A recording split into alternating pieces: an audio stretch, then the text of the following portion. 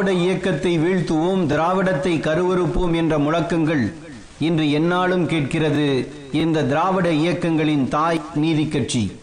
சுயமரியாதை இயக்கத்தின் தலைவரான தந்தை பெரியார் நீதி கட்சியின் தலைவரான போதுதான் அந்த அமைப்பின் பெயரை சேலம் மாநாட்டில் திராவிடர் கழகம் என மாற்றி அடையாளம் சூட்டினார்.